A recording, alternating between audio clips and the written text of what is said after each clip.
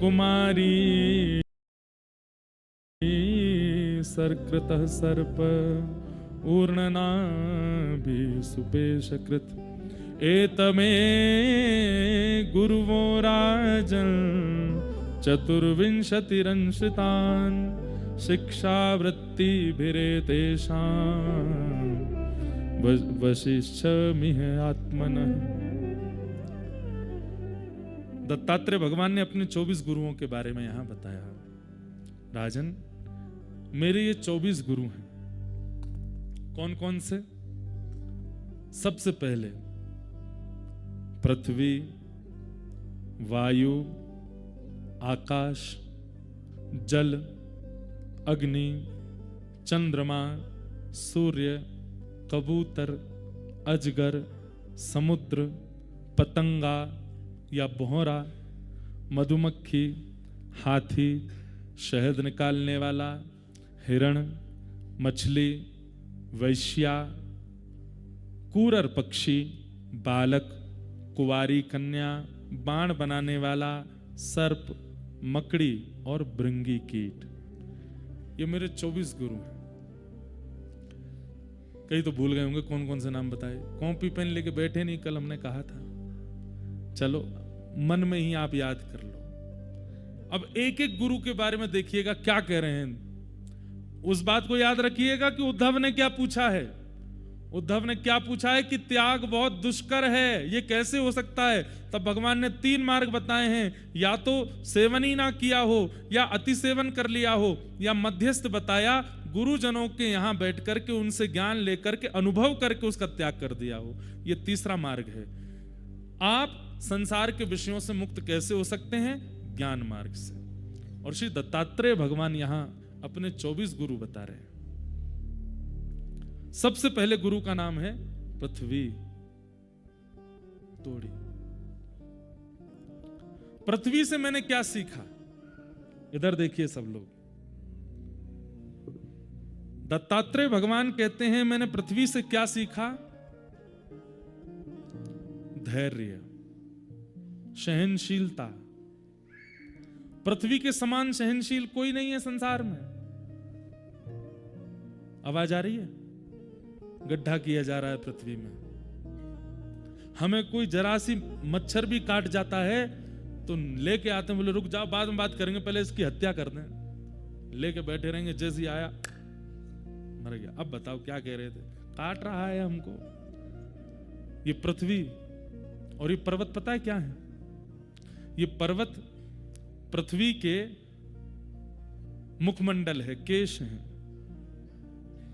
और हम लोग क्या नहीं करते इस पृथ्वी पर? कितना भार बनाते हैं, कितना भार धर देते हैं, कितने गड्ढे करते हैं, कितना कुछ नहीं करते इस पृथ्वी का, लेकिन सदैव सहनशील रहती है। सिंचन करते हैं, एक प्रकार से बोरिंग करना, उससे जल निकाल निकाल करके पीना, हम एक प्रकार से पृथ्वी का सिंचन ही तो कर रहे हैं।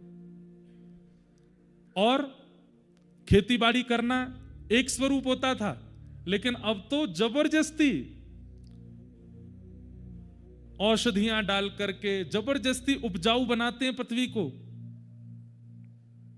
एक प्रकार से कह दिया जाए तो जैसे बाल उड़ गए, अब जबरदस्ती डलवा रहे, वो क्या बोलते उसको, हेयर ट्रांसप्लांट करवा रहे हैं, सुई नोच नोच के। अब भाई शरीर है, शरीर अपनी गति से चलता है, आप भले ही उड़ गए हो, अब उसमें जबरदस्ती सुई डलवा, शरीर को तो पीड़ा होती है। और कई लोगों के शरीर की पीड़ा फिर वो दिखने लगती है, वहां तो बाल आ जाते हैं पर अन्य अंगों पर वो दिक्कतें प्रकट कर देता है। सबसे पहला गुरु मैंने पृथ्वी को बनाया और पृथ्वी से मैंने सीखा कि पृथ्वी धैर्यवान होती है, बहुत सहनशील होती है। व्यक्ति को अगर अपने जीवन में परमानंद का अनुभव करना है तो सहनशील बन जाए। ये सब परमानंद की प्राप्ति के लिए बता रहे हैं, जो उद्धव की इच्छा है। सहनशील, धैर्य है पृथ्वी में, वो अपना धैर्य कभी नहीं तोड़ती, कैसी भी स्थिति। एक बात बताएं आपको, पृथ्वी को, चलिए ये तो बाहर की वस्तु है जिसको हम देख रहे हैं, सब लोग इधर देखिए ध्यान से। पृथ्वी को सबसे कम भार किसका लगता है? वैष्णवों का, जो चित्त से भगवत भजन करते हैं, दिन रात ठाकुर जी के स्मरण में रहते हैं, उन लोगों का भार बिल्कुल नहीं लगता पृथ्वी को। और पृथ्वी को सबसे ज्यादा भार किनका लगता है? विषयी और झूठे लोगों का। झूठे लोग जब झूठ बोलते हैं और अत्यंत झूठ बोल करके पृथ्वी पर विचरण करते हैं, तो पृथ्वी की चीख निकलती है कि इसका भार मुझसे सहन नहीं हो रहा है, लेकिन फिर भी वो सहती है, सहनशील बनी रहती है। मैंने पृथ्वी से सीखा उसको सहनशील होना चाहिए। पृथ्वी का एक अंग है पर्वत, और मैंने पर्वतों से क्या सीखा? स्थिरता। चाहे जो हो जाए, पर्वत अपना स्थान नहीं बदलते, पर्वत यथावत रहते हैं। आज नरनारायण पर्वत हैं, करोड़ों वर्षों से यही हैं। आज कैलाश पर्वत है, करोड़ों वर्षों से वही हैं। पर्वत अपना स्थान परिवर्तन नहीं करते। दत्तात्रेय कहते हैं, चाहे जितनी ऊंची स्थिति मिल जाए, चाहे जितनी गिरावट जीवन में आ जाए, अपने स्थान का, अपने स्वभाव का, अपनी स्थिति का परित्याग नहीं। सदा सम रहो, सदा दीन रहो। ये मैंने पर्वतों से सीखा, जो कि पृथ्वी का ही अंग। अभी पृथ्वी गुरु ही चल रहा है। स्थिरता मैंने सीखी। इसी पृथ्वी पर वृक्ष प्रकट होते हैं, और वृक्षों से मैंने क्या सीखा? उदारता। वो अपने लिए नहीं जीते। वृक्षों का जीवन सदा दूसरों के लिए होता है।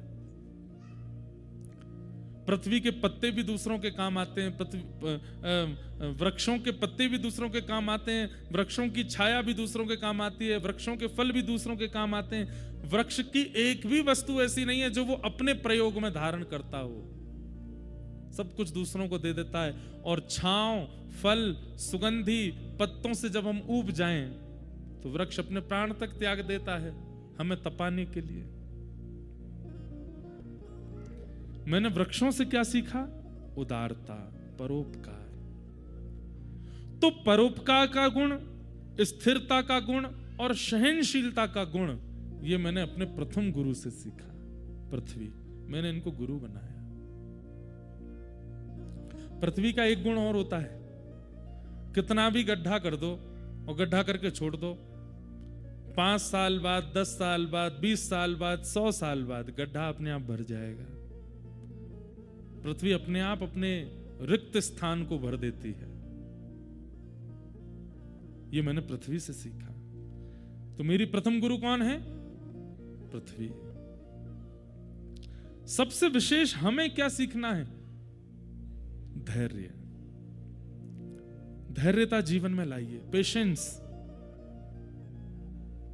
हम लोग बहुत जल्दी विचलित हो जाते हैं। आजकल विवाह नहीं टिकते लोगों के, क्यों? धैर्य नहीं। भाई एक बात आपको माननी पड़ेगी कि विवाह निभाने से चलता है। यह तो सामान्य बात है कि कोई व्यक्ति बहुत पास रहेगा, समीप रहेगा, तो कुछ दिन बाद उसके अवगुण दर्शन होंगे, उसकी योग्यताएं अयोग्यताएं लगने लगेंगी। उसमें हमें करना क्या है? बोले धैर्य रखो, बस पेशेंस रखो। धैर्यता पूर्वक निर्वहन करते चलोगे, करते चलोगे, करते चलोगे, कुछ समय व्यतीत करोगे, उसके बाद आदत हो जाएगी। एक बात लिख लीजिएगा, आदत जिसकी होगी वही अपना विवाह निभा पाएगा। विवाह करते समय यह बात निश्चित कर लीजिए कि इनकी आदत हमको डालनी है, तो ही विवाह चलेगा। और जो व्यक्ति आदत नहीं डाल सकता, नहीं चलेगा। ये आप लोगों को नहीं कह रहे हैं, आज के युवाओं को बता रहे हैं हम। पाणिक ग्रहण संस्कार का एक प्रकार से अर्थ है आदत संस्कार। वो आदत डालनी है आपको उनकी। अब ये चाहे जैसे भी है, निभाना है। और जिस दिन आदत हो गई, आपका विवाह चलेगा।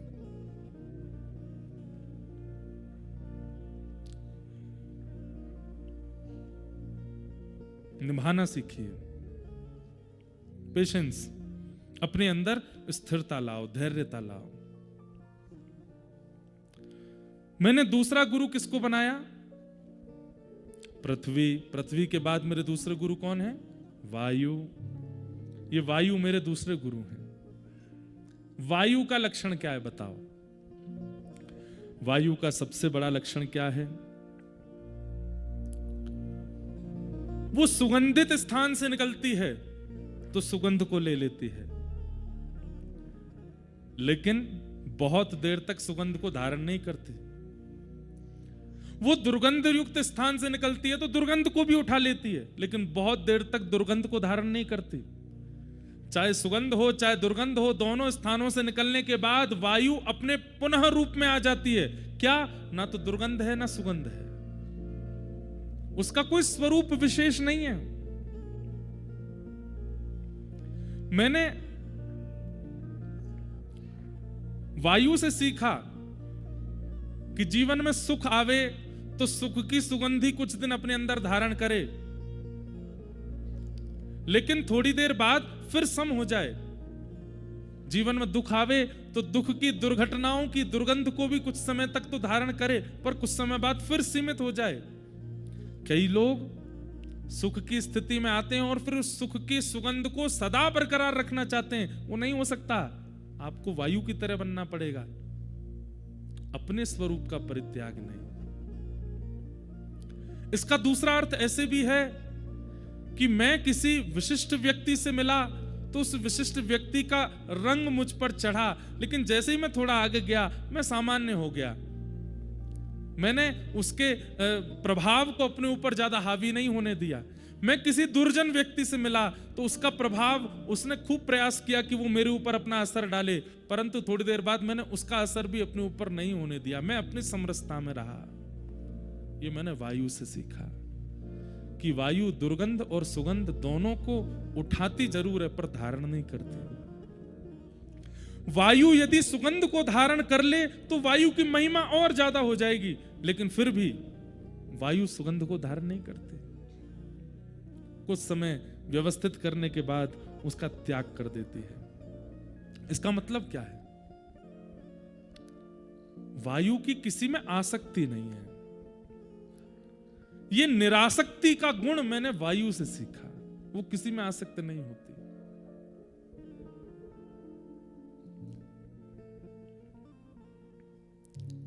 किसी संत के पास किसी ने जाकर के माला पहना दी और उस संत ने उसकी अति प्रसन्नता नहीं की, तो सामने वाले व्यक्ति को मन में होने लगा मैंने इतनी महंगी माला पहनाई और ये मेरी प्रशंसा नहीं कर रहे हैं। लेकिन तभी किसी ने आकर के गाली भी दी, तो संत ने उसका भी कोई तिरस्कार नहीं किया। तब माला पहनाने वाले को लगा नहीं, ये व्यक्ति ही सम है। मेरे द्वारा प्रदत्त की गई माला या किसी के द्वारा प्रदत्त की गई गाली, उससे इन पर कोई असर नहीं हुआ। हमारे वृंदावन में स्वामी श्री हरदास जी महाराज, एक बार उनका दर्शन करने के लिए बादशाह अकबर आया। तानसेन ने कहा कि बादशाह बनकर के जाओगे तो हमारे गुरुजी नहीं मिलेंगे, अपना रूप बदल करके चलो। तो बादशाह अकबर तानसेन का तंबूरा उठाने वाला बनकर के गया। जैसे ही स्वामी श्री हरदास जी महाराज के सन्मुख पहुंचे, स्वामी जी महाराज जैसे ही गाने लगे, तानसेन ने मना किया था अकबर को कि वाहवाही मत करना, हमारे गुरुजी को वाहवाही करने वाले अच्छे नहीं लगते। लेकिन अकबर खूब सोच के क्या वाहवाही नहीं करूंगा, लेकिन आदत से मजबूर जैसे ही स्वामी जी ने गाना प्रारंभ किया, अकबर के मुख से वाह वाह वाह निकल पड़ी। तुरंत स्वामी श्री हरदास जी ने नेत्र खोलकर, कौन है ये? इसके स्वर से पता लगता है कि कोई मुगल सल्तनत का व्यक्ति है। ए तानसेन, किसको लेके आए हो? बोले महाराज, जहां पना अकबर हैं, हिंदुस्तान के इस वक्त राजा हैं। मैंने इनसे कहा कि राजभेष में जाओगे तो गुरुजी नहीं मिलेंगे, तो तंबूरा उठाने वाले बन के आए। स्वामी जी खूब हंसे, बोले चलो संत दर्शन के लिए दीन तो बना। अकबर ने कहा आप मेरा रूप पहचान ही गए हैं, तो अब मुझे थोड़ी आपकी खिदमत करने दीजिए। स्वामी जी बोले इन सब की हमको आवश्यकता नहीं। बोले नहीं, मैं आया हूं आपके द्वार पर, कुछ तो करूंगा। स्वामी जी बोले अब तेरी जो इच्छा हो कर ले। अकबर ने अत्यंत मूल्यवान मणियों का एक हार, स्वर्ण में मंडित, जिसकी जिसका मूल्य उस काल के भारत में कोई आकलन नहीं कर सकता था, ऐसा अमूल्य हार मणियों का निकाल करके स्वामी जी के गले में पहना दिया। स्वामी जी ने पहन लिया। अकबर के मन में आया कि इतना अमूल्य हार मैंने पहनाया है, ये मेरे से बड़े प्रसन्न रहेंगे, मेरी बड़ी वाहवाही करेंगे। अब 4 लोग आएंगे, उनसे भी कहा करेंगे कि देखो अकबर ने मुझे ऐसे ऐसे हार पहनाया। स्वामी जी तो सबके मन की जानते हैं। इतने में स्वामी जी ने कुछ अलाप लगाया, तो जैसे ही गाने लगे तो हिंसक जीव, पशु पक्षी सब वहां इकट्ठे होने लगे और दूर बैठ करके स्वामी जी को सुनने लगे। तभी एक हिरण आया और स्वामी जी के बगल में आकर के बैठ गया। स्वामी जी ने वही हार उतार करके हिरण को पहना दिया। अकबर बोला रुकिए, ये क्या कर रहे हैं, क्या कर रहे हैं? इतने में तो हिरण भाग गया वहां से, हार पहन करके वन में चला गया। अकबर बोला राम नाम, ये कैसे व्यक्ति हैं?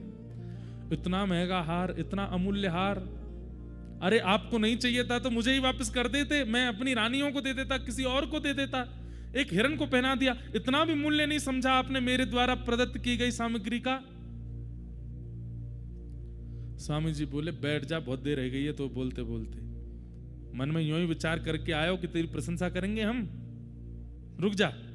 फिर कुछ गाया तो जैसा वो हिरण था ऐसे असंख्य हिरण प्रकट हो गए और सब हिरणों के गले में वही हार था जो अकबर ने पहनाया।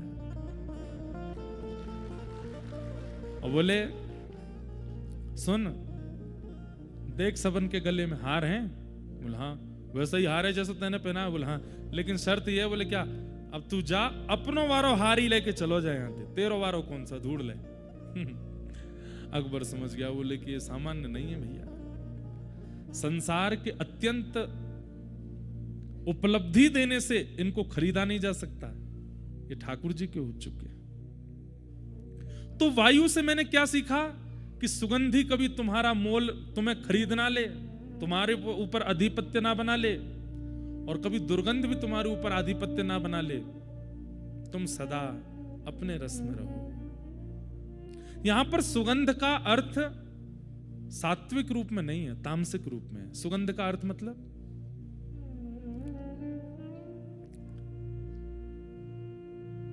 ऐसे जीव, ऐसे लोग जो आपको संसार के विषय कैसे प्राप्त होंगे वही मार्ग बताते हैं, वो सुगंध है।